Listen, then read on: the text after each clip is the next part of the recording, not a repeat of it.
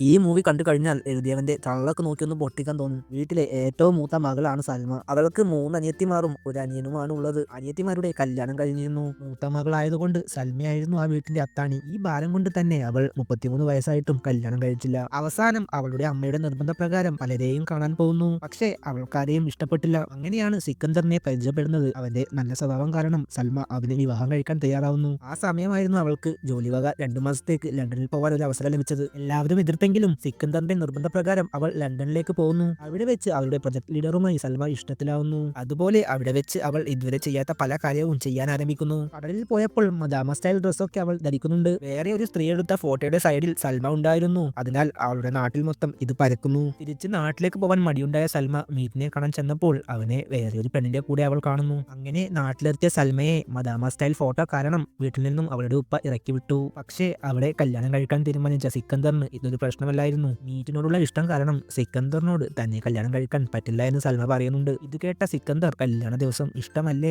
വേണ്ട പറയാൻ പറയുന്നുണ്ട്. അതിനിടക്ക് മീറ്റ് അവളെ മിസ് ചെയ്തത് കൊണ്ട് നാട്ടിലെത്തുന്നു. എന്നിട്ട് സൽമയെ കണ്ടപ്പോൾ അവൾക്ക് ഇവനെയും വിവാഹം കഴിക്കാൻ താല്പര്യമില്ലായിരുന്നു. പക്ഷേ അവൻ തോറ്റില്ല. അവനും കുറച്ചു പേരെ ഉണ്ടാക്കി കല്യാണ ചെറുക്കൻ വേഷത്തിൽ പോകുന്നു. അങ്ങനെ സിക്കന്ദറിന്റെ ടീമും മീറ്റിന്റെ ടീമും അവിടെ വെച്ച് അടിയുണ്ടാക്കുന്നു. സൽമയെ വിളിച്ചപ്പോൾ അവൾ അവിടെ നിന്ന് മുങ്ങി റെയിൽവേ സ്റ്റേഷനിൽ എത്തിയിരുന്നു. അങ്ങനെ അവൾക്ക് രണ്ടുപേരെയും വേണ്ട പറഞ്ഞ് സിംഗിളായി ട്രെയിൻ കയറുന്നു.